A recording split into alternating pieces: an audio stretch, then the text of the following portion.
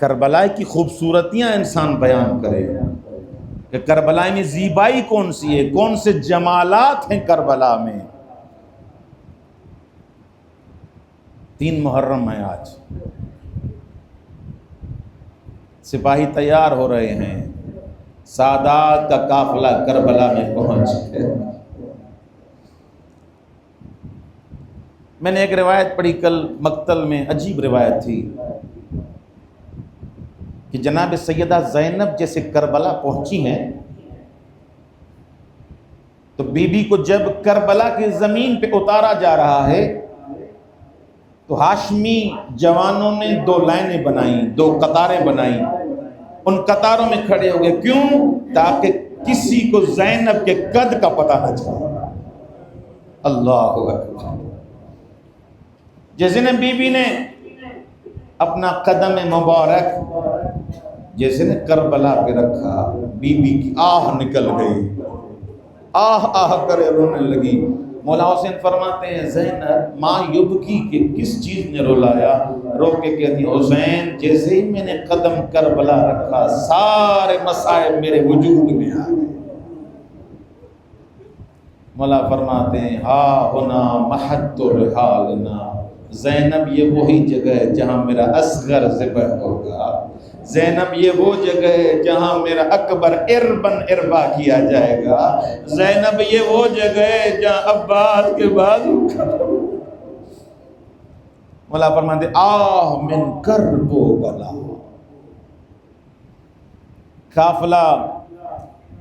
قافلے آتے گئے، بیویاں دیکھتی تھیں یہ کون سا قافلہ آیا، یہ بھی یزیدیوں کا قافلہ تھا۔ علماء فرماتے ہیں مولا نے ایک وقت آیا، میں اپنے الفاظ میں کہوں شاید بی بی زینب نے کہا ہو حسین سب کے آ رہے ہیں تمہارا کوئی دوست نہیں ہے،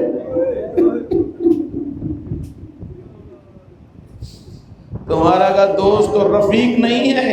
مولا حسین نے خط لکھا من الحسین الفقیہ الی رجل فقیہ، یہ خط جو لکھ رہا ہوں حسین کی طرف سے اس کو جو میرا دوست حبیب ہے، فقیہ ہے۔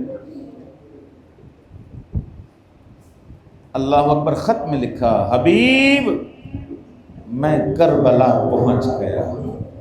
قاصد جیسے پہنچا 2 مقتلوں میں، آج میں نے پڑھا ہے صحاب رحمت، ایک اور مقتل ہے، جیسے ہی خط ملا حضرت حبیب کو اپنی بیوی کا امتحان لے رہا ہے، خط پڑھا، اس ٹائم دسترخوان پہ بیٹھے ہوئے تھے،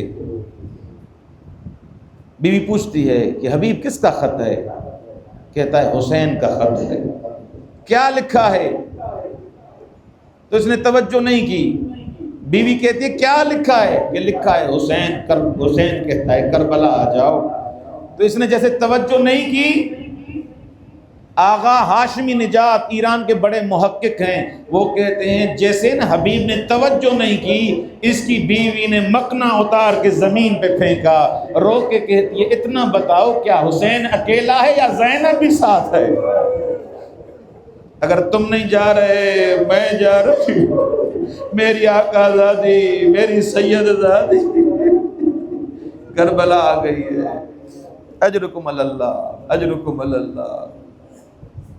ربی فرماتے ہیں میں تمہیں آزما رہا تھا، میں حسین کے خط پہ نہ جاؤں وہ دن میرا آخری ہوگا۔ حضرت حبیب نے اپنے غلام کو کہا تم گھوڑا لے کے فلاں جگہ پہ پہنچ جاؤ، میں آ رہا ہوں۔ حالات ایسے ہیں کہ چھپ چھپ کے کوفے سے جانا پڑ رہا ہے۔ حضرت حبیب بازار میں نکلے، دیکھے کہ کیا منظر ہے، کیا چل رہا ہے، کہاں سے فوجیں آ رہی ہیں، کہاں سے فوجیں جا رہی ہیں۔ سنیں گے عزادارو، جیسے ہی بازار میں آئے کیا دیکھا؟ مسلم بن اوسجا بازار میں کسی دکان پہ کھڑے ہوئے ہیں۔ مسلم کو کہتے ہیں پتہ ہے تمہیں کہ کیا چل رہا ہے، کیا ہو رہا ہے؟ کہ حبیب مجھے نہیں پتا۔ ایک لفظ کہا مسلم حسین کربلا آ گئے۔ کیا کرنا ہے؟ مسلم نے کہا چلو کربلا چلتے ہیں۔ حبیب کہتے ہیں تم کس لیے آئے تھے؟ کہ میں اس لیے آیا تھا تاکہ خضاب خرید کروں، اپنی داڑھی کو مہندی لگاؤں تاکہ خضاب کروں۔ مسلم مہندی خرید کرو۔ مسلم رو کے کہتے ہیں اب داڑھی کو خضاب اپنے خون سے کریں گے، ادھر حسین اکیلا ہے میں خضاب لگاؤں۔ اللہ اکبر، یہ عجیب مرحلہ ہے، انسان کا جگر متحول ہو جاتا ہے۔ مسلم گھر نہیں گئے، بتایا کسی کو نہیں، وہیں سے حبیب اور مسلم سیدھا اسی جگہ جہاں غلام کو کہا تھا۔ جیسے ہی حبیب نے دیکھا کہ غلام تذبذب میں ہے، غلام غصے میں ہے، غلام غضبناک ہے، کیا ہوا ہے؟ کہتا ہے مولا جب سے میں یہاں آیا ہوں یہ گھوڑا ٹانپے تبدیل کر رہا ہے، کبھی آگے جا رہا ہے کبھی پیچھے جا رہا ہے، اپنی بے زبانی زبان سے اتنا کہہ رہا ہے اگر تمہارا مالک نہیں آ رہا میرا مولا اکیلا۔ آؤ تو ہم کربلا چلتے ہیں، اجرکم اللہ۔ کربلا پہنچے، کہتے ہیں 8 محرم ہے، کچھ کہتے ہیں 7 محرم ہے۔ جیسے دھواں اٹھا جناب فضا نے سمجھا شاید پھر کوئی یزیدی قافلہ آ گیا۔ اللہ اکبر، جیسے بھیجا کچھ بچوں کو کچھ بڑوں کو، دیکھ تو آؤ کون آیا ہے۔ جیسے غبار بیٹھا سلام کیا، تکبیر بلند ہوئی، اللہ اکبر، زینب مبارک و حبیب آ گیا ہے۔ اہلاً وسہلاً مرحبا، اللہ اکبر۔ جیسے حضرت حبیب قریب ہوئے، بی بی فضہ کو جناب زینب عالیہ کبریٰ نے کہا فضہ حبیب کو جا کے میرے سلام کہو۔ بی بی فضہ آئی اور حبیب کو کہا کہ حبیب زینب تجھے سلام کہہ رہی ہے۔ حبیب نے امامہ اتارا، رو کے کہتا ہے کیسا وقت آ گیا، زینب مجھے سلام۔ اجرکم اللہ۔ بس 2 روایتیں سنیں، بس ختم کیا میں نے۔ روایات کے جملے ہیں، شب عاشور ہے، امام حسین جناب سیدہ کے ساتھ ایک نشست رکھی مولا نے۔ میں تو اپنے الفاظ میں اتنا کہوں، بی بی کو اتنا سمجھا رہے ہیں زینب میرے بعد سکینہ اکیلی رہ جائے گی، میری سکینہ کا خیال رکھنا، میرا سجاد بیمار ہے اس کا خیال کرنا، اس قافلے کی سالاری میں تمہیں دے رہا ہوں۔ روایت کے جملے ہیں جیسے بہن بھائی آپس میں بات کر رہے تھے نا، حبیب اور اس کے ساتھی پہرا دے رہے تھے، وہیں پر بی بی نے ایک جملہ کہا حسین اپنے ساتھیوں کو آزمایا ہے، اپنے ساتھیوں کو آزمایا ہے۔ یہ بات کوئی حبیب نے سن لی اور اپنے سارے دوستوں کو اکٹھا کیا، مسلم کو، زہیر کو، بریر کو، سب کو اکٹھا کر کے زینب کے قافلے، زینب کے خیمے کے باہر آ کے اپنی گردنوں پہ تلواریں رکھی، بی بی ہماری گردنیں حاضر۔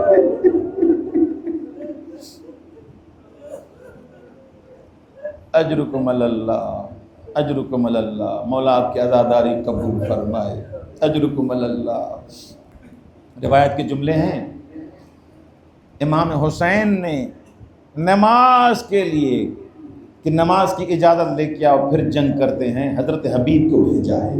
ایک روایت جو میں نے پڑھی ہے، حضرت حبیب گئے ہیں کہ ہمیں کچھ لمحوں کی اجازت دو تاکہ ہم نماز پڑھیں، تو اس نے کہا یہ کوئی نماز کا ٹائم ہے، یہ جنگ کا وقت ہے۔ کسی نے ایک جملہ کہا، حبیب کو جلال آیا، اس نے ایسا، اس منحوس نے جملہ کہا کہ حبیب کو جلال آ گیا۔ اس نے کیا کہا؟ اس نے کہا کہ حبیب تم نماز پڑھو یا حسین نماز پڑھو، نماز تمہاری قبول نہیں ہے۔ حبیب کو سب چیزیں بھول گیا، حبیب وہیں سے تلوار نکالی، رو کے کہتا ہے اگر حسین کی نماز قبول نہیں تو کس کی قبول؟ اجرکم اللہ۔ حضرت حبیب کی جیسے شہادت ہوئی ہے، مقاتل نے اتنا لکھا کہ مولا حسین جیسے ہی حبیب کے جنازے پہ پہنچے ہیں، سر کو اپنی گود میں رکھا، ایک جملہ کہا، حبیب تم مجھے پکارو میں تمہارے پاس نہ آؤں، کتنا مجھ پر مشکل ہے۔